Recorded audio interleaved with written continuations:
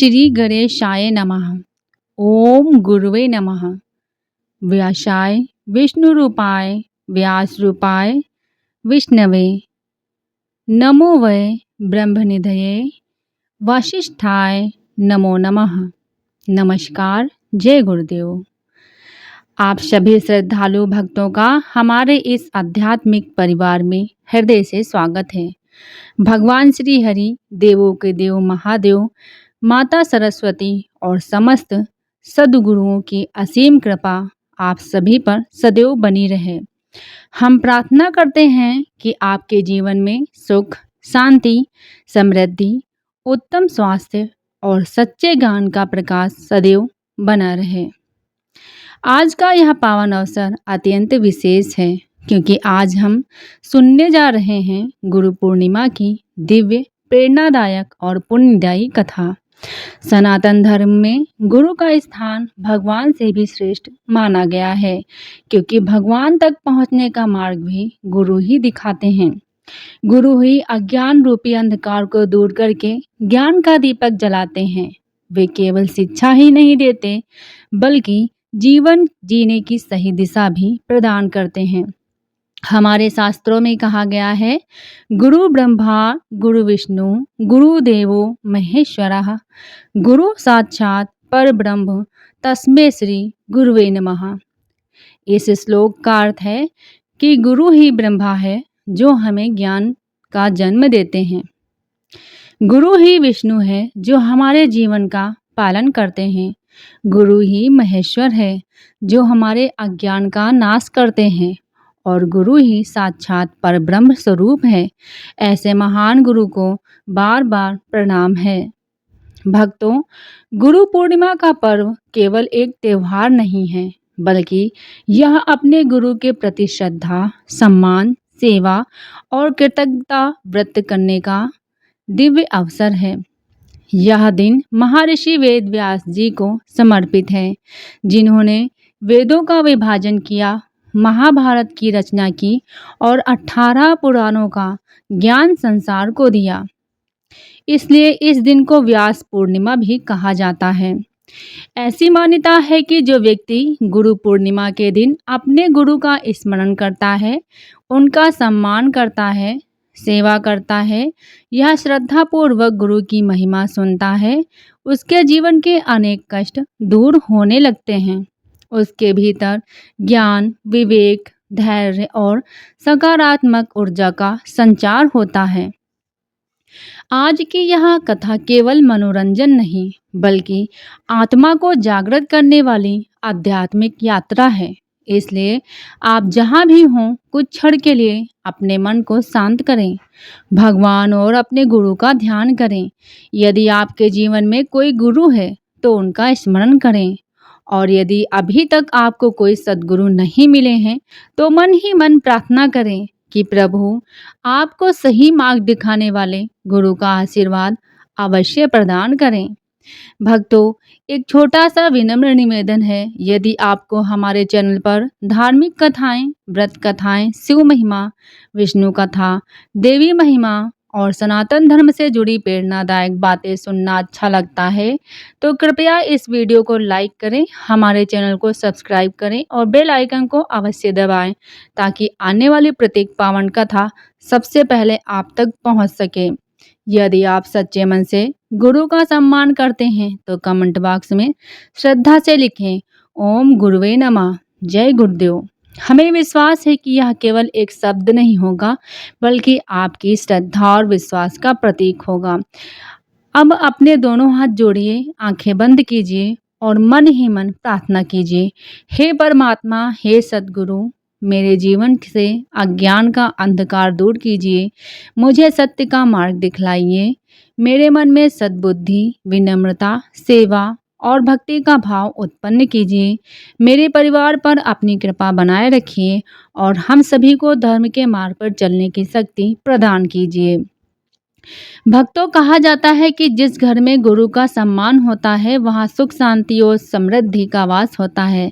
जहाँ गुरु का अपमान होता है वहाँ ज्ञान और सौभाग्य धीरे धीरे दूर होने लगते हैं। इसलिए जीवन में सदैव अपने माता पिता, शिक्षकों और गुरुजनों का सम्मान करें, क्योंकि सच्ची गुरु भक्ति यही है।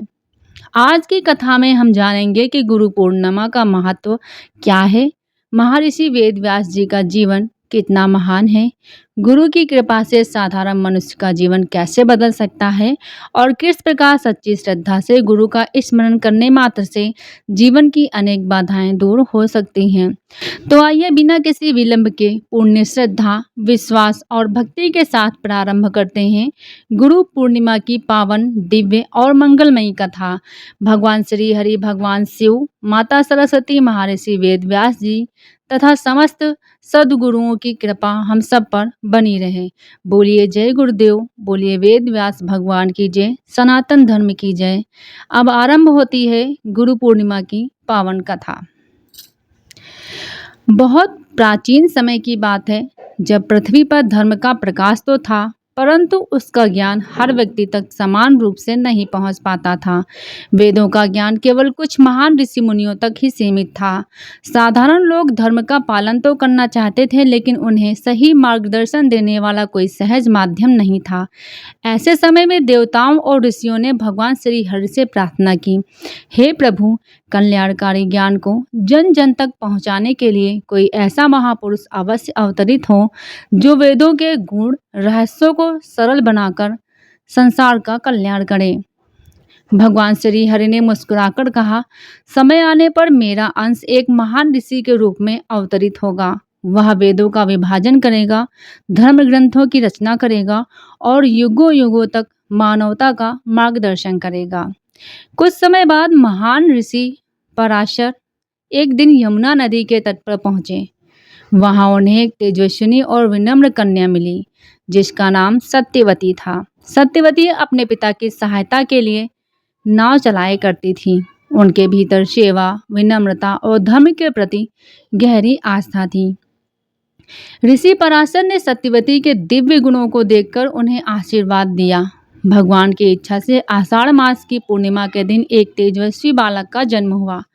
वह बालक जन्म लेते ही असाधारण ज्ञान से युक्त था। उसका जन्म एक द्वीप पर हुआ था और उसका वर्ण श्याम था, इसलिए उसका नाम पड़ा कृष्ण द्वैपायन। यही बालक आगे चलकर महर्षि वेद व्यास के नाम से प्रसिद्ध हुआ। कहा जाता है कि बालक वेद व्यास ने जन्म के कुछ ही समय बाद अपनी माता से कहा, माता, मुझे तपस्या और लोक कल्याण के कार्य के लिए वन जाना होगा। जब भी आपको मेरी आवश्यकता होगी, मैं आपके स्मरण मात्र से आपके सामने उपस्थित हो जाऊंगा। सत्यवती ने पुत्र को आशीर्वाद दिया और वेद व्यास तपस्या के लिए हिमालय की ओर प्रस्थान कर गए।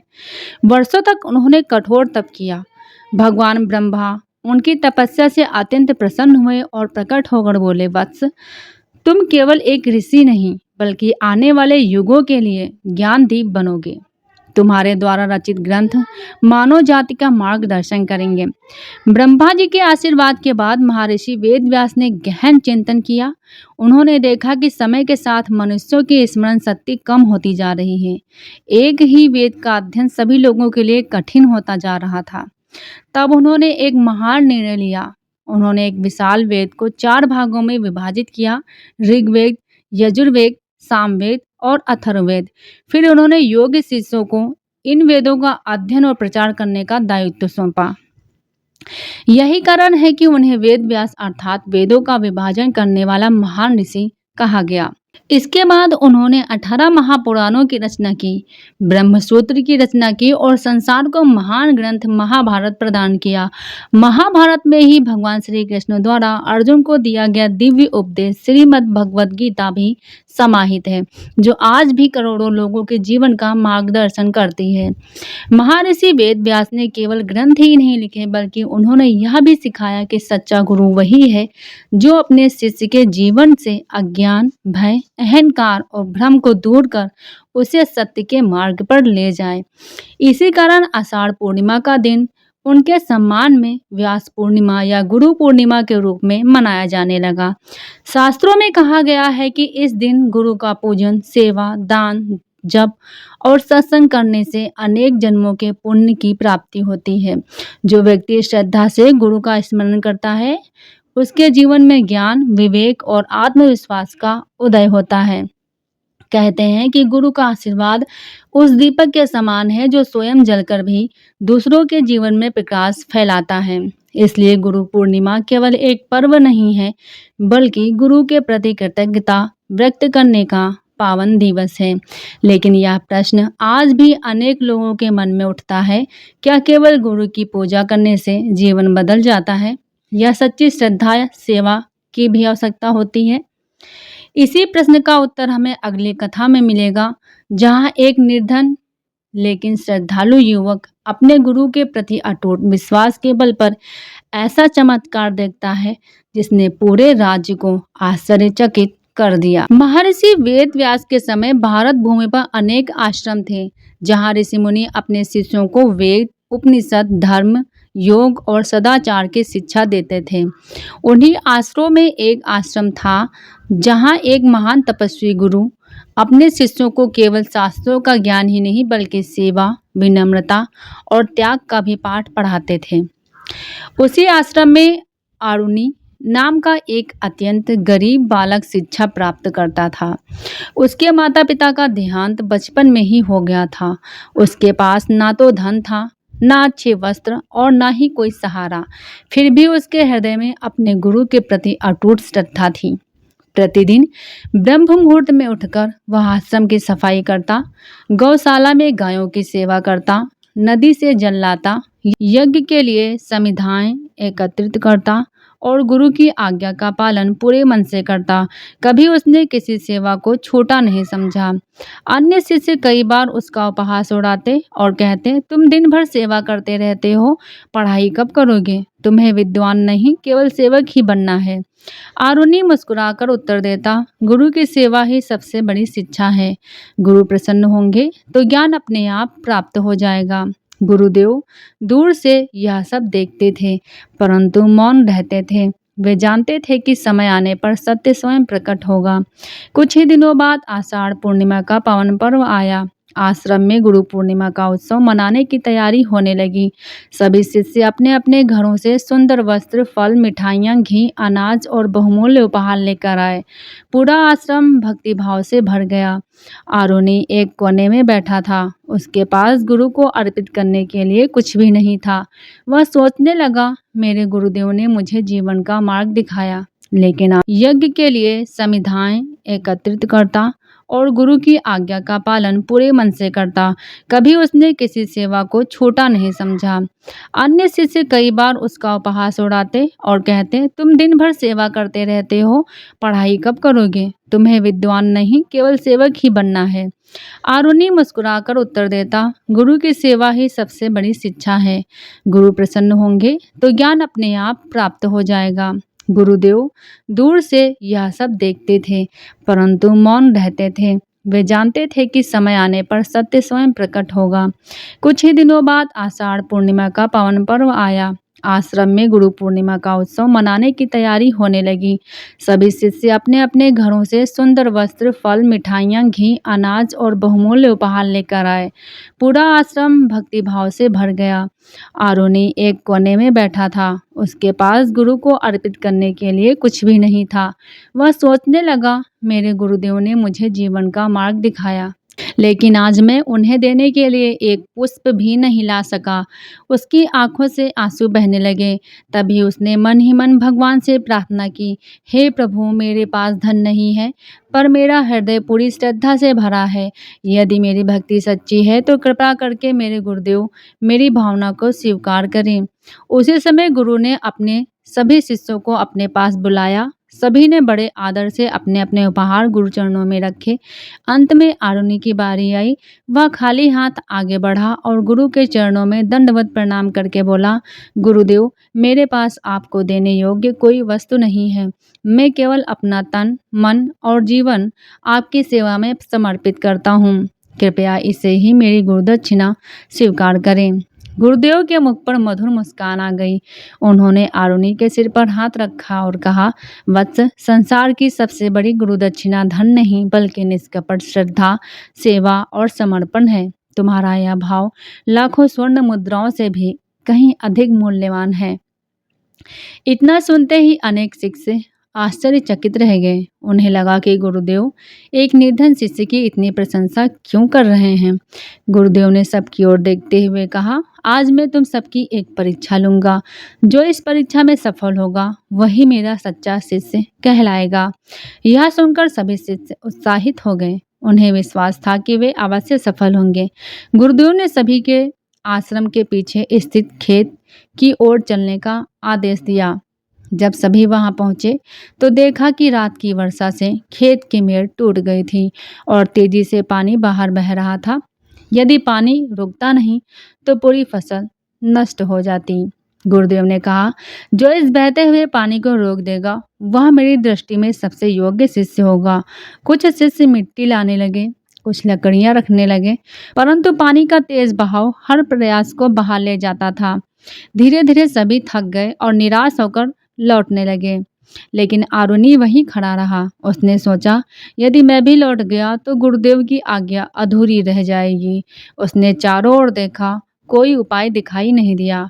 अंत में उसने बिना एक क्षण सोचे अपना शरीर ही टूटी हुई मेड़ के स्थान पर लिटा दिया। उसके शरीर से पानी का बहाव रुक गया और खेत सुरक्षित हो गया। तेज वर्षा होती रही, रात गहराती गई। आरुणि ठंड और वर्षा सहता रहा, पर उसने गुरु की आज्ञा नहीं छोड़ी। आश्रम में जब देर रात तक आरुणि वापस नहीं लौटा तब गुरुदेव को चिंता हुई। वे स्वयं अन्य शिष्यों के साथ उसे खोजने निकले। वे पुकारने लगे, आरुणि, बस आरुणि, तुम कहाँ हो? दूर खेत की ओर धीमी आवाज आई, गुरुदेव, मैं यहाँ हूँ, आपकी आज्ञा का पालन कर रहा हूँ। गुरुदेव दौड़कर वहां पहुंचे। उन्होंने देखा कि आरुणि अपने शरीर से टूटी हुई मेड़ को रोके हुए है। यह देखकर गुरु की आंखें भर आई। उन्होंने प्रेम पूर्वक कहा, वत्स, उठो। आज तुमने सिद्ध कर दिया कि सच्चा शिष्य वही है जो गुरु की आज्ञा के लिए अपने सुख और दुख की चिंता ना करे।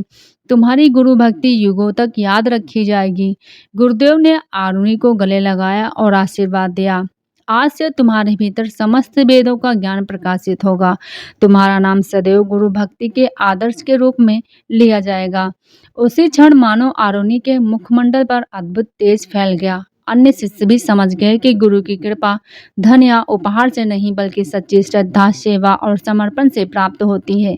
यही कारण है कि गुरु पूर्णिमा के दिन गुरु के प्रति श्रद्धा, सेवा और कृतज्ञता का विशेष महत्व बताया गया है। लेकिन क्या केवल सेवा ही पर्याप्त है, या गुरु के उपदेशों का पालन करना भी उतना ही आवश्यक है? इसी रहस्य का उत्तर हम जानेंगे आगे, जहां गुरु की एक छोटी सी आज्ञा एक अहंकारी राजकुमार का जीवन सदा के लिए बदल देती है। तो आइए दोस्तों, जानते हैं। आरुणि की गुरु भक्ति की कथा दूर दूर तक फैल गई। अनेक ऋषि मुनि और राजा भी यह सुनकर आश्चर्यचकित हुए कि गुरु की कृपा से एक साधारण शिष्य इतना महान बन सकता है। उसी समय एक विशाल राज्य में वीरेंद्र नाम का एक राजकुमार रहता था। वह सूरवीर, बुद्धिमान और युद्ध कला में निपुण था, लेकिन उसमें एक बड़ी कमी थी। उसे अपने ज्ञान और शक्ति का अत्यधिक अहंकार था। राजा ने कई बार उसे समझाया, पुत्र, विद्या तभी पूर्ण होती है जब उसके साथ विनम्रता हो। अहंकार मनुष्य के पतन का कारण बनता है। किंतु राजकुमार मुस्कुराकर कहता, पिताश्री, इस राज्य में मुझसे अधिक ज्ञानी और पराक्रमी कौन है? मुझे किसी गुरु की आवश्यकता नहीं। राजा चिंतित रहने लगे। उन्होंने सोचा कि यदि समय रहते राजकुमार का अहंकार दूर न हुआ तो भविष्य में राज्य और प्रजा दोनों को कष्ट उठाना पड़ेगा। कुछ दिनों बाद राज्य में एक महान संत का आगमन हुआ। उनके तेजस्वी मुखमंडल और शांत स्वभाव को देखकर राजा ने उनका आदरपूर्वक स्वागत किया और राजकुमार को उनके पास भेजा। राजकुमार ने संत को प्रणाम तो किया, पर उसके मन में विनम्रता नहीं थी। उसने कहा, गुरुदेव, मैंने वेद, शास्त्र, धनुर्वेद और राजनीति सबका अध्ययन कर लिया है। अब मुझे क्या सीखना शेष है? संत मुस्कुराए और बोले, वत्स, यदि तुम्हें लगता है कि सब कुछ जान चुके हो तो इसका अर्थ है कि अभी बहुत कुछ जानना बाकी है। राजकुमार ने इसे गंभीरता से नहीं लिया। अगली सुबह गुरुदेव उसे वन में ले गए। वहां एक विशाल वट वृक्ष खड़ा था। उसकी छाया में अनेक पक्षी बसेरा करते थे। गुरुदेव ने पूछा, वृक्ष बताओ, इस वृक्ष की सबसे बड़ी विशेषता क्या है? राजकुमार ने उत्तर दिया, यह बहुत विशाल और शक्तिशाली है। गुरुदेव बोले, नहीं, इसकी सबसे बड़ी विशेषता यह है कि यह स्वयं धूप सहकर दूसरों को छाया देता है। यही सच्ची महानता है। थोड़ी दूर आगे बढ़ने पर एक फलों से लदा आम का वृक्ष दिखाई दिया। उसकी डालियां फलों के भार से झुकी हुई थी। गुरुदेव ने कहा, देखो, जिस वृक्ष पर इतने अधिक फल आते हैं वह उतना ही झुक जाता है। उसी प्रकार सच्चा विद्वान कभी अहंकारी नहीं होता, बल्कि और अधिक विनम्र बन जाता है। राजकुमार कुछ सोच में पड़ गया। आगे चलकर वे छोटी नदी के किनारे पहुंचे। नदी शांत गति से बह रही थी। गुरुदेव बोले, यह नदी देख रहे हो? यह कभी यह नहीं कहती कि मैं सबसे महान हूँ। यह निरंतर बहती रहती है और रास्ते में आने वाले हर जीव की प्यास बुझाती है। जो दूसरों के काम आता है वही वास्तव में महान होता है।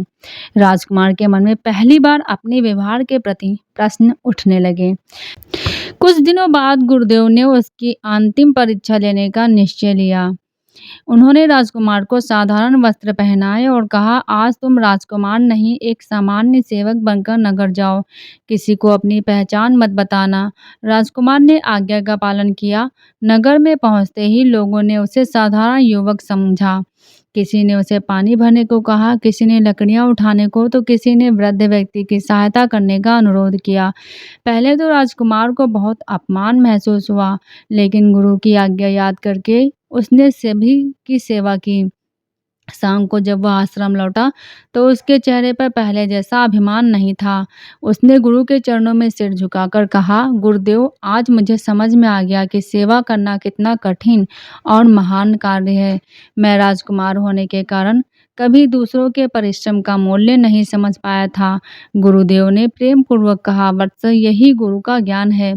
शक्ति का उपयोग रक्षा के लिए करो, विद्या का उपयोग समाज के कल्याण के लिए करो और पद का उपयोग सेवा के लिए करो। यदि इन सब के साथ विनम्रता नहीं है तो सब व्यर्थ है। राजकुमार की आंखों से पश्चाताप के आंसू बहने लगे। उसने कहा, गुरुदेव, आज से मैं कभी अहंकार नहीं करूंगा। मैं प्रजा की सेवा करूंगा और सदैव आपके उपदेशों का पालन करूंगा।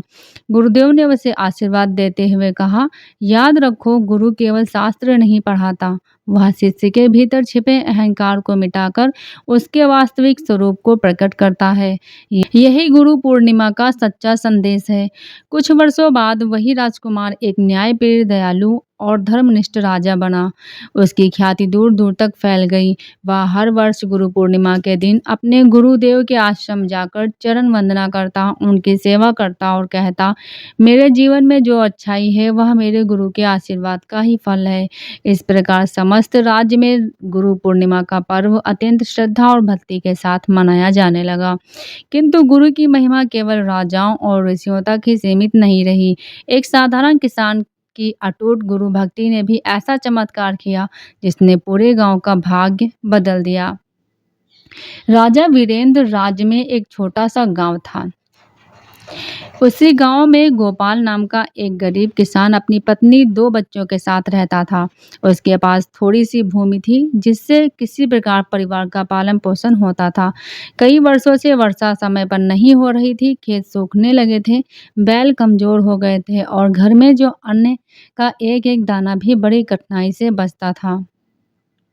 फिर भी गोपाल ने कभी भगवान और अपने गुरु पर विश्वास नहीं छोड़ा। प्रतिदिन प्रातः स्नान करके वह अपने गुरु का स्मरण करता, दीपक जलाता और श्रद्धापूर्वक कहता, हे गुरुदेव, मुझे धन नहीं चाहिए, केवल इतना आशीर्वाद दीजिए कि मैं सदैव धर्म के मार्ग पर चल सकूं। उसकी पत्नी कई बार चिंता में कहती, स्वामी, घर में अन्न नहीं है, बच्चों के लिए भोजन की व्यवस्था करनी है, अब केवल प्रार्थना से क्या होगा? गोपाल शांत स्वर में उत्तर देता, ईश्वर और गुरु पर विश्वास रखने वाला कभी निराश नहीं होता। समय अवश्य बदलेगा। कुछ दिनों बाद गुरु पूर्णिमा का पावन पर्व निकट आया। पूरे गांव में उत्सव की तैयारी होने लगी। सभी लोग अपने गुरु के लिए फल, मिठाई, वस्त्र और दक्षिणा लेकर आश्रम जाने लगे। गोपाल बहुत दुखी था। उसके पास गुरु दक्षिणा के लिए कुछ भी नहीं था। उसने अपने घर में खोजा तो केवल थोड़े से जौ के दाने मिले, जो परिवार के अगले दिन के भोजन के लिए रखे थे। पत्नी ने कहा, यदि ये भी दे दोगे तो बच्चों को क्या खिलाएंगे? गोपाल कुछ क्षण मौन रहा, फिर बोला, जो कुछ हमारे पास है वह गुरु की कृपा से है। यदि श्रद्धा सच्ची है तो गुरु हमारी भावना स्वीकार करेंगे। पत्नी ने भी सिर झुकाकर कहा, यदि आपका विश्वास है तो मैं भी इसमें सहभागी हूँ। दोनों ने उन जौ के दानों को एक स्वच्छ कपड़े में बांधा और गुरु पूर्णिमा के दिन आश्रम पहुंच गए। आश्रम में सैकड़ों भक्त उपस्थित थे। कोई स्वर्ण मुद्राएं अर्पित कर रहा था, कोई बहुमूल्य वस्त्र, कोई गाय दान कर रहा था। गोपाल सबसे पीछे खड़ा था। जब उसकी बारी आई तो उसने कांपते हाथों से जौ की छोटी सी पोटली गुरु चरणों में रख दी और नम्रता से बोला, गुरुदेव, मेरे पास देने के लिए बहुत थोड़ा सा ही अन्न है, कृपया मेरी श्रद्धा स्वीकार कीजिए। गुरुदेव ने मुस्कुराकर पोटली उठाई और कहा, वत्स, यह मेरे लिए किसी स्वर्ण भंडार से कम नहीं है। इसमें तुम्हारी मेहनत, त्याग और सच्ची भक्ति समाई हुई है। आश्रम में बैठे कई धनी लोग यह देखकर आश्चर्यचकित हो गए। उन्हें समझ में नहीं आया कि गुरु ने ऐसा एक साधारण किसान की छोटी सी भेंट को इतना सम्मान क्यों दिया। गुरुदेव ने सभी से कहा, दान का मूल्य उसकी मात्रा से नहीं बल्कि उसके पीछे छिपी भावना से आंका जाता है। जिसने अपने पास का सर्वश्रेष्ठ प्रेम पूर्वक अर्पित किया, वही सच्चा दानी है। गोपाल की आंखों से आनंद के आंसू बहने लगे। उसने गुरु के चरणों में प्रणाम किया और आशीर्वाद लेकर घर लौट आया। कुछ ही दिनों बाद प्रकृति का स्वरूप बदलने लगा। आकाश में घने बादल छा गए। वर्षों बाद समय पर वर्षा हुई। गोपाल के खेतों में हरियाली लहलहाने लगी। फसल इतनी अच्छी हुई कि पूरे गांव में उसकी चर्चा होने लगी। लेकिन गोपाल के स्वभाव में कोई परिवर्तन नहीं आया। उसने अपनी पहली उपज का एक भाग गुरु आश्रम को समर्पित किया, दूसरा भाग गरीबों में बांट दिया और शेष से अपने परिवार का पालन किया। गांव के लोगों ने पूछा, अब तो तुम संपन्न हो गए हो, तुम्हारे जीवन में क्या परिवर्तन कैसे आया? गोपाल ने विनम्रता से उत्तर दिया, यह मेरी मेहनत का नहीं, गुरु की कृपा और भगवान के आशीर्वाद का फल है। जब मन में श्रद्धा और कर्म में ईमानदारी हो तब ईश्वर उचित समय पर मार्ग अवश्य खोलते हैं। गुरुदेव ने यह समाचार सुना तो वे स्वयं गोपाल के घर पहुंचे। उन्होंने किसान को गले लगाकर कहा, वत्स, याद रखो, समृद्धि केवल धन का नाम नहीं है। सच्ची समृद्धि संतोष, सेवा, श्रद्धा और सदाचार में होती है। तुमने इन चारों गुणों को अपने जीवन में अपनाया है, इसलिए ईश्वर की कृपा तुम पर बनी रहेगी।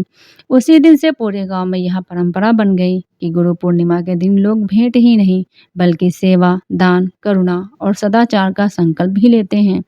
कहा जाता है कि जहाँ गुरु का सम्मान होता है वहाँ परिवार में प्रेम बढ़ता है, मन में शांति आती है और जीवन में सही निर्णय लेने की शक्ति प्राप्त होती है।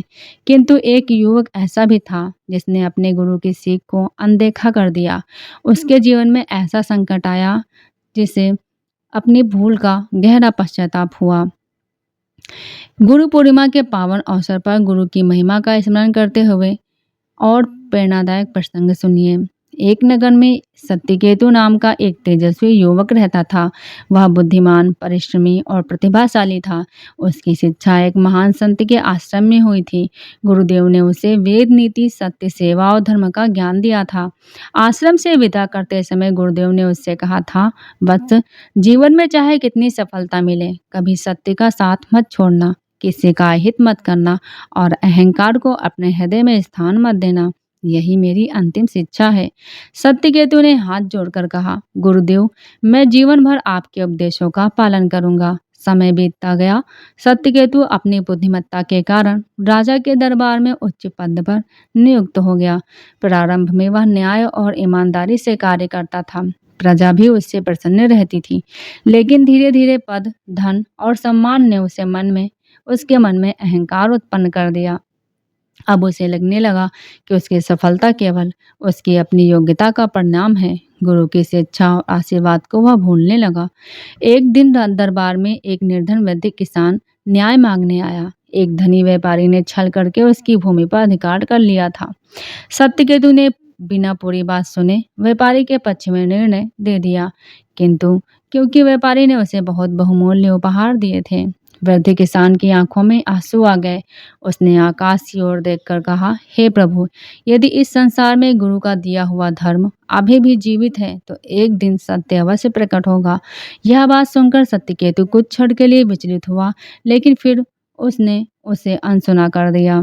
कुछ दिनों बाद राज्य में भयंकर सूखा पड़ा। व्यापार ठप हो गया। राजा ने दरबार के सभी अधिकारियों की से प्रजा की सहायता करने को कहा। सत्यकेतु ने अपने स्वार्थ के कारण अन्न का भंडार छिपा लिया और ऊंचे मूल्य पर बेचने लगा। धीरे धीरे उसकी प्रतिष्ठा नष्ट होने लगी। लोग उसके नाम से भी दुखी होने लगे। उसी समय उसके गुरुदेव नगर में आए। उन्होंने अपने शिष्य की यह दशा देखी। उससे मिलने पहुंचे। सत्यकेतु ने औपचारिक प्रणाम किया और उसके मन में पहले जैसी श्रद्धा नहीं थी।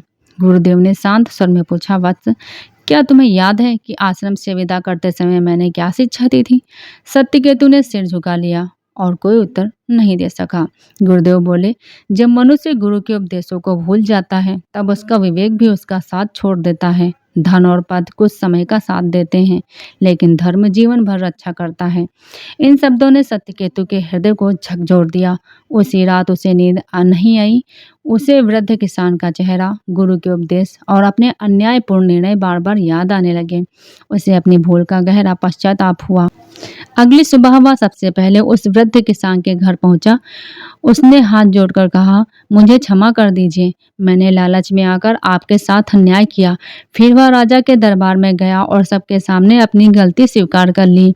उसने व्यापारी से भूमि वापस दिलाई, छिपाया हुआ अन्य प्रजा में बांट दिया और निर्धनों की सेवा में लग गया। राजा ने उसकी सच्ची पश्चाताप भावना देखकर दंड देने के स्थान पर सुधार का अवसर दिया। सत्यकेतु तुरंत अपने गुरुदेव के आश्रम पहुंचा। वहां उनके चरणों में गिर पड़ा और रोते हुए बोला, गुरुदेव, मैंने आपके उपदेशों को भुला दिया था, कृपया मुझे क्षमा करें। गुरुदेव ने प्रेम से उसे उठाया और कहा, वत्स, भूल करना मनुष्य का स्वभाव है, लेकिन अपनी भूल स्वीकार करके धर्म के मार्ग पर लौट आना ही सच्ची महानता है।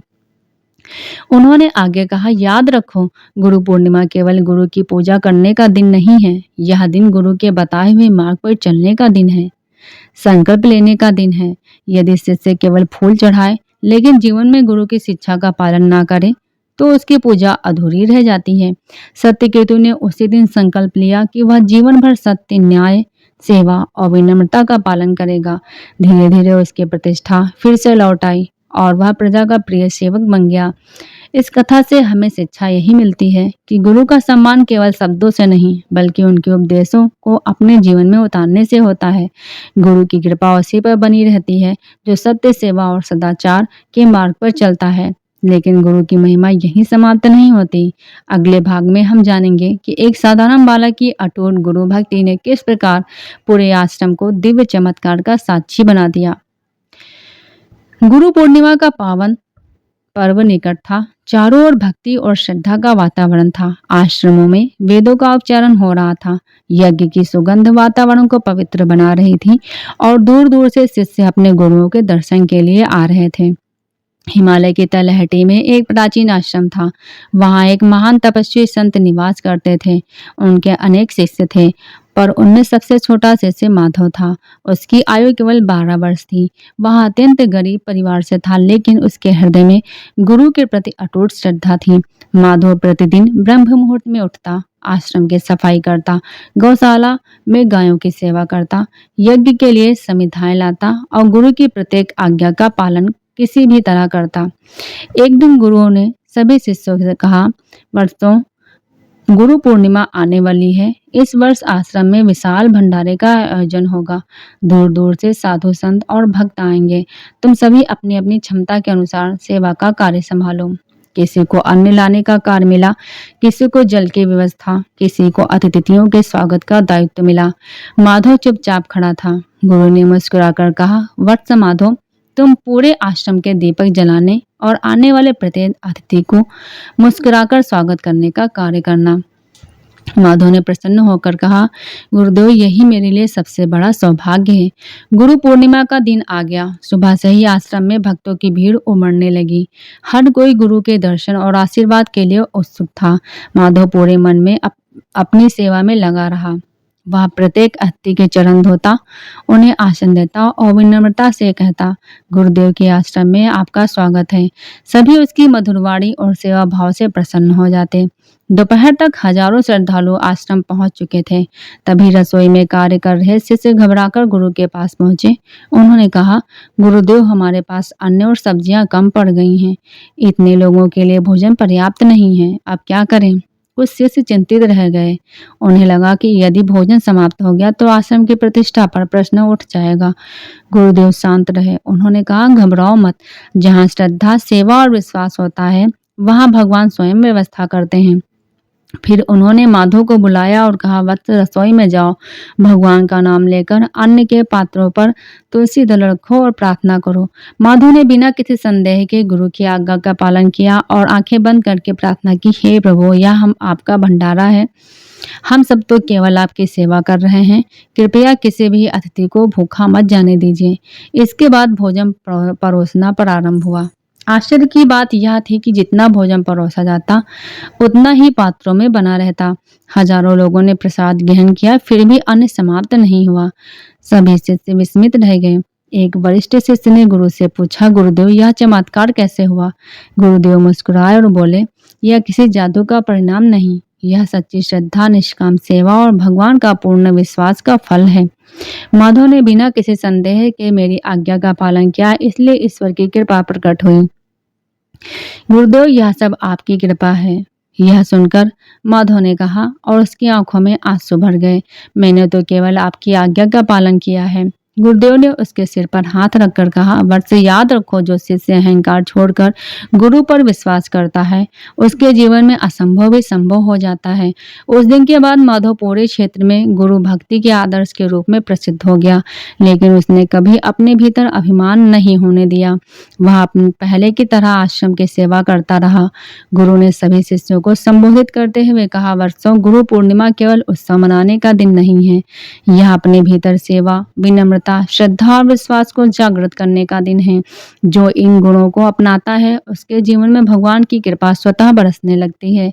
सभी शिष्यों ने उसी दिन संकल्प लिया कि वे जीवन भर गुरु के उपदेशों का पालन करेंगे और धर्म के मार्ग पर चलेंगे। लेकिन गुरु की सबसे बड़ी शिक्षा क्या है? क्या केवल सेवा और श्रद्धा ही पर्याप्त है, या जीवन में करुणा, क्षमा और त्याग भी उतने ही आवश्यक हैं? इस सभी प्रश्नों का उत्तर हमें आगे की कथा में मिलेगा। गुरु पूर्णिमा के पावन दिवस पर आश्रम में भक्ति और श्रद्धा का अद्भुत वातावरण था। यज्ञ की पवित्र अग्नि प्रज्वलित हो रही थी, वेद मंत्रों का उच्चारण गूंज रहा था और सभी शिष्य अपने गुरुदेव के चरणों में बैठकर उनके अमृतमय वचनों को सुनने के लिए उत्सुक थे। गुरुदेव ने शांत स्वर में कहा, वत्सो, आज मैं तुम्हें गुरु भक्ति का एक सबसे बड़ा रहस्य बताने जा रहा हूँ। संसार में अनेक लोग गुरु की पूजा करते हैं, फूल चढ़ाते हैं, भेंट अर्पित करते हैं, लेकिन केवल इतना ही पर्याप्त नहीं। सच्चा शिष्य वही है जो अपने गुरु के बताए हुए मार्ग पर चलता है। इतना कहकर गुरुदेव ने एक कथा सुनानी आरंभ की। बहुत समय पहले एक नगर में दिवाकर नाम का युवक रहता था। वह धर्म प्रिय था, लेकिन उसके मन में एक प्रश्न हमेशा रहता था, सच्चे गुरु की पहचान कैसे की जाए। उसने अनेक स्थानों की यात्रा की, कई विद्वानों से मिला, अनेक आश्रमों में गया, लेकिन उसके मन का संतोष नहीं मिला।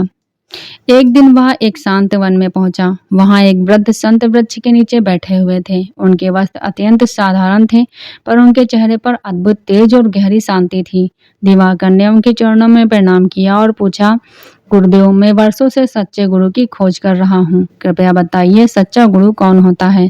संत मुस्कुराए और बोले, वत्स, सच्चा गुरु वह नहीं जो केवल चमत्कार दिखाए। सच्चा गुरु वह है जो तुम्हारे भीतर छिपे अहंकार, क्रोध, लोभ और अज्ञान को दूर कर तुम्हें सत्य, प्रेम और धर्म के मार्ग पर चलना सिखाए।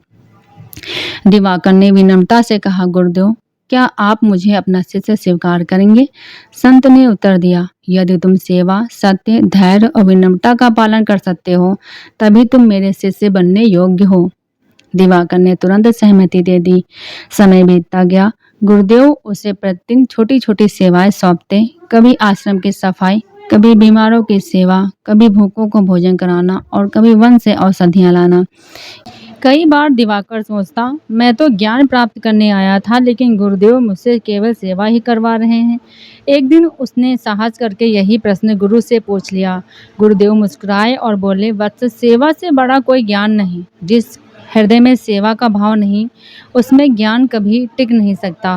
पहले अपने मन को पवित्र बनाओ, फिर ज्ञान स्वयं उसमें निवास करेगा। इन वचनों ने दिवाकर का जीवन बदल दिया। उसने पूरी निष्ठा से सेवा प्रारंभ कर दी। कुछ ही वर्षों में उसके भीतर से क्रोध, अहंकार और स्वार्थ समाप्त हो गया। उसके चेहरे पर भी वही शांति दिखाई देने लगी जो उसके गुरुदेव के चेहरे पर थी। एक दिन गुरु पूर्णिमा का पर्व आया। हजारों भक्त आश्रम में गुरु के दर्शन करने पहुंचे। सभी लोग अपने अपने उपहार लेकर आए थे। किसी ने स्वर्ण अर्पित किया, किसी ने वस्त्र, किसी ने फल और किसी ने मिठाइयाँ। दिवाकर खाली हाथ आया। उसने गुरु के चरणों में सिर रखकर कहा, गुरुदेव, मेरे पास आपको देने के लिए कोई वस्तु नहीं है। मैं केवल अपना जीवन धर्म, सेवा और मानवता के लिए समर्पित करने का संकल्प लेकर आया हूँ। गुरुदेव की आंखों में प्रसन्नता के आंसू आ गए। उन्होंने कहा, वत्स, आज तुमने मुझे संसार की सबसे बड़ी गुरु दक्षिणा दी है। धन समाप्त हो जाता है, वस्तुएं नष्ट हो जाती हैं, लेकिन सेवा, सदाचार और धर्म का संकल्प अमर रहता है। फिर गुरुदेव ने सभी शिष्यों से कहा, याद रखो, गुरु को प्रसन्न करने का सबसे सरल मार्ग है सत्य बोलो, माता पिता का सम्मान करो, निर्धनों की सहायता करो, किसी का अपमान मत करो और अपने जीवन को धर्म के अनुसार जियो। यही सच्ची गुरु भक्ति है। सभी शिष्यों ने एक स्वर में कहा, गुरुदेव, हम जीवन भर आपके उपदेशों का पालन करेंगे। गुरुदेव ने अपने दोनों हाथ उठाकर सभी को आशीर्वाद दिया। तुम्हारे जीवन में कभी ज्ञान का दीपक बुझने ना पाए। तुम्हारे घरों में सुख, शांति और समृद्धि बनी रहे। तुम्हारे परिवार सदैव धर्म के मार्ग पर चलें और भगवान तुम्हारी शुभ मनोकामनाएं पूर्ण करें। उस दिन गुरु पूर्णिमा का उत्सव केवल एक पर्व नहीं रहा, बल्कि प्रत्येक शिष्य के जीवन में एक नए संकल्प का आरंभ बन गया। कहा जाता है कि जो व्यक्ति गुरु पूर्णिमा के दिन सच्चे मन से अपने गुरु का स्मरण करता है, उनकी शिक्षाओं को अपने जीवन में अपनाने का संकल्प लेता है और धर्म के मार्ग पर चलता है, उसके जीवन से अज्ञान का अंधकार दूर होने लगता है और ज्ञान का प्रकाश फैल जाता है। लेकिन इस कथा का सबसे महत्वपूर्ण संदेश अभी शेष है। गुरु पूर्णिमा का पावन उत्सव अपने अंतिम चरण में था। आश्रम में उपस्थित सभी शिष्य, ऋषि मुनि और भक्तजन अपने गुरुदेव के दिव्य उपदेश सुनने के लिए शांत भाव से बैठे थे। चारों ओर भक्ति, श्रद्धा और आनंद का वातावरण था। गुरुदेव ने सभी की ओर प्रेम पूर्वक देखते हुए कहा, वर्षों तुमने गुरु भक्ति, सेवा, विनम्रता और समर्पण की अनेक कथाएं सुनी। अब मैं तुम्हें गुरु पूर्णिमा का सबसे बड़ा रहस्य बताता हूँ। उन्होंने कहा, मनुष्य के जीवन में माता जन्म देती है, पिता पालन पोषण करते हैं, लेकिन गुरु जीवन का वास्तविक उद्देश्य बताते हैं। गुरु केवल पुस्तक का ज्ञान नहीं देते, बल्कि आत्मा को जागृत करते हैं। वे शिष्य को अज्ञान से ज्ञान, असत्य से सत्य और निराशा से आशा की ओर ले जाते हैं। इतने ही आश्रम के बाहर से एक वृद्ध दंपति अपने युवा पुत्र के साथ आए। उनके चेहरे पर चिंता स्पष्ट दिखाई दे रही थी। उन्होंने गुरु के चरणों में प्रणाम करते हुए कहा, गुरुदेव, हमारा पुत्र बहुत ही क्रोधी हो गया है। वह किसी की बात नहीं मानता। घर में अशांति रहती है। कृपया उसे सही मार्ग दिखलाइए। गुरुदेव ने उस युवक को अपने पास बुलाया और प्रेम से पूछा, वत्स, तुमने सबसे अधिक दुख किस बात का है? युवक की आंखों में आंसू आ गए। उसने कहा, गुरुदेव, मैं धन, सम्मान और सफलता चाहता था। जब मुझे मनचाहा नहीं मिला तो मैं क्रोधित और निराश हो गया। गुरुदेव मुस्कुराए और बोले, जिस मन में संतोष नहीं होता वहाँ सुख कभी नहीं टिकता, और जिस जीवन में गुरु का मार्गदर्शन नहीं होता वहाँ भटकाव अवश्य आता है। फिर उन्होंने युवक को कुछ दिनों तक आश्रम में रहकर सेवा करने का आदेश दिया। युवक ने आश्रम में गौ सेवा की, वृक्ष लगाए, वृद्धों की सहायता की, भोजन परोसा और प्रतिदिन गुरु के उपदेश सुने। धीरे धीरे उसके भीतर का क्रोध समाप्त होने लगा। उसके स्थान पर विनम्रता, धैर्य और करुणा ने जन्म लिया। कुछ सप्ताह बाद जब वह अपने माता पिता के साथ घर लौटा तो उसका स्वभाव पूरी तरह बदल चुका था। अब वह प्रेम से बोलता, सभी का सम्मान करता और ईमानदारी से अपना कार्य करता था। माता पिता की आंखों में खुशी के आंसू थे। उन्होंने गुरु के चरणों में सिर झुकाकर कहा, गुरुदेव, आपने हमारे पुत्र का नहीं, पूरे परिवार का जीवन बदल दिया। गुरुदेव ने उत्तर दिया, यह मेरा नहीं, गुरु परंपरा का प्रभाव है। जहाँ गुरु के उपदेशों का पालन होता है वहाँ परिवार में प्रेम, समाज में सद्भाव और जीवन में शांति आती है। इसके बाद गुरुदेव ने सभी शिष्यों और भक्तों को अंतिम संदेश दिया। याद रखो, गुरु का सम्मान केवल गुरु पूर्णिमा के दिन ही नहीं, जीवन के प्रत्येक दिन होना चाहिए। माता पिता हमारे प्रथम गुरु हैं, उनका सम्मान सबसे बड़ा धर्म है। शिक्षक, आचार्य और सद्गुरु हमें जीवन का मार्ग दिखाते हैं, इसलिए उनके प्रति सदैव कृतज्ञ रहो। सत्य बोलो, धर्म का पालन करो, किसी का अपमान मत करो, निर्धनों की सहायता करो और अपने जीवन को सेवा के लिए समर्पित करो। यही गुरु भक्ति है और सच्ची पूजा है। सभी शिष्यों ने एक स्वर में कहा, गुरुदेव, आज हम संकल्प लेते हैं कि आपके उपदेशों का पालन करेंगे, सत्य और धर्म के मार्ग पर चलेंगे तथा अपने जीवन को मानव सेवा के लिए समर्पित करेंगे। गुरुदेव ने दोनों हाथ उठाकर सभी को आशीर्वाद दिया। भगवान तुम्हारे जीवन से अज्ञान का अंधकार दूर करें, तुम्हें सद्बुद्धि, उत्तम स्वास्थ्य, सुख, समृद्धि, शांति और भक्ति प्रदान करें। तुम्हारे परिवार में प्रेम बना रहे, तुम्हारे सभी शुभ कार्य सफल हों और तुम्हारा जीवन सदैव धर्ममय बने। भक्तों, शास्त्रों में कहा गया है कि जो व्यक्ति गुरु पूर्णिमा के दिन श्रद्धापूर्वक गुरु का स्मरण करता है, गुरु की सेवा करता है, दान पुण्य करता है, धार्मिक ग्रंथों का अध्ययन करता है और गुरु महिमा की कथा सुनता या सुनाता है, उसके जीवन में सकारात्मक परिवर्तन आने लगते हैं। वह ज्ञान, विवेक और आत्मबल प्राप्त करता है तथा धर्म के मार्ग पर आगे बढ़ने की प्रेरणा पाता है। इसी पावन संदेश के साथ गुरु पूर्णिमा की कथा यहीं पूर्ण होती है। आइए अंत में सभी श्रद्धा से प्रार्थना करते हैं। हे भगवान, हमें ऐसे सद्गुरु की कृपा प्राप्त हो जो हमारे जीवन को सत्य, ज्ञान और भक्ति के मार्ग पर ले जाएं। हमारे मन से अहंकार, क्रोध, लोभ और अज्ञान को दूर करें। हमारे परिवार पर अपनी कृपा बनाएं और सदैव धर्म के मार्ग पर चलने की शक्ति प्रदान करें। प्रिय भक्तों, इसी के साथ गुरु पूर्णिमा की यह पावन, प्रेरणादायक और पुण्यदायी कथा यहीं पूर्ण होती है। हम सच्चे हृदय से प्रार्थना करते हैं कि जिस श्रद्धा और विश्वास के साथ आपने इस कथा को सुना है, उसी श्रद्धा का शुभ फल भगवान महर्षि वेद व्यास जी और आपके पूज्य गुरुदेव अवश्य प्रदान करें। आपके जीवन से अज्ञान का अंधकार दूर हो, ज्ञान का प्रकाश फैले, आपके परिवार में सुख, शांति, प्रेम और सद्बुद्धि, समृद्धि का वास हो तथा आपके प्रत्येक शुभ कार्य में सफलता प्राप्त हो। भक्तों, गुरु पूर्णिमा केवल एक पर्व नहीं है, बल्कि आपके जीवन को सही दिशा देने का संकल्प है। आज की कथा हमें यही शिक्षा देती है कि सच्ची गुरु दक्षिणा, सच्ची गुरु भक्ति केवल फूल, मालाएं, उपहार चढ़ाने से नहीं होती, बल्कि गुरु के बताए हुए सत्य, सेवा, विनम्रता, करुणा और धर्म के मार्ग पर चलने से होती है। यदि आपके जीवन में माता पिता हैं तो उनका सम्मान कीजिए, क्योंकि वे आपके प्रथम गुरु हैं। यदि आपके जीवन में शिक्षक हैं तो उनके प्रति कृतज्ञ रहिए, क्योंकि उन्होंने आपको ज्ञान दिया है। यदि आपको सद्गुरु का सानिध्य प्राप्त है तो उनके उपदेशों को अपने जीवन का आधार बनाइए। यही गुरु पूर्णिमा का वास्तविक संदेश है।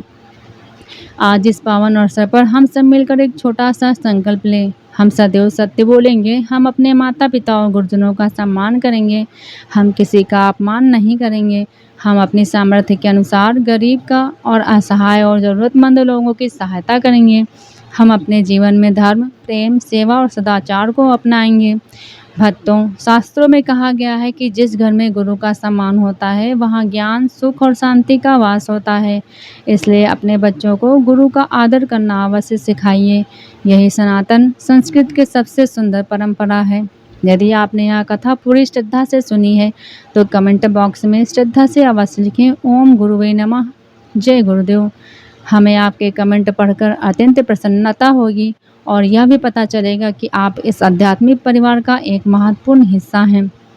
यदि यह कथा आपको पसंद आई हो तो आपके हृदय को स्पर्श कर गई हो तो कृपया इस वीडियो को लाइक करें, अपने परिवार, मित्रों और सभी श्रद्धालु भक्तों के साथ शेयर करें, ताकि अधिक से अधिक लोग गुरु पूर्णिमा की महिमा जान सकें और इस कथा का पुण्य प्राप्त कर सकें। यदि आपने अभी तक हमारे चैनल को सब्सक्राइब नहीं किया है तो अभी सब्सक्राइब करें और बेल आइकन को अवश्य दबाएं, ताकि चैनल पर हमारे नियमित रूप से शिव महापुराण, विष्णु पुराण, देवी महिमा, व्रत कथाएं, धार्मिक प्रेरणादायक कहानियाँ भक्ति कथाएं और सनातन धर्म से जुड़ी पावन कथाएं सुनने को मिलती रहेंगी। आपका एक लाइक, एक कमेंट और एक शेयर हमारे लिए प्रेरणा का स्रोत है। आपके सहयोग से हम अधिक से अधिक भक्तों तक सनातन धर्म का संदेश पहुंचा पाते हैं। आइए अंत में सभी मिलकर अपने गुरु और भगवान से प्रार्थना करें। हे सद्गुरु, हमारे मन से अहंकार, क्रोध, लोभ और मोह को दूर कीजिए। हमें सत्य के मार्ग पर चलने की शक्ति दीजिए। हमारे परिवार में प्रेम बनाए रखिए। हमारे जीवन को ज्ञान से प्रकाशित कीजिए और हमें ऐसा बनाइए कि हम अपने कर्मों से समाज और मानवता का कल्याण कर सकें। हे महर्षि वेद व्यास जी, जिस प्रकार आपने संपूर्ण मानव जाति को ज्ञान का अमूल्य प्रकाश दिया, उसी प्रकार हमारे जीवन में विवेक, धैर्य और धर्म का प्रकाश सदैव बनाए रखिए। जो भी भक्त इस कथा को श्रद्धा और विश्वास के साथ सुन रहे हैं, उन सभी पर भगवान की कृपा बनी रहे। उनके घर में सुख समृद्धि आए, उनके सभी शुभ कार्य पूर्ण हों, उनके परिवार में प्रेम बना रहे और उनके जीवन में सदैव गुरु का आशीर्वाद बना रहे। एक बार फिर से सभी भक्त प्रेम से बोलिए, जय गुरुदेव महर्षि वेद व्यास भगवान की जय, सनातन धर्म की जय, हर हर महादेव। इस मंगल कामना के साथ आपसे विदा लेते हैं। अगले वीडियो में एक और पावन कथा के साथ फिर मिलेंगे। जय श्री राम, हर हर महादेव।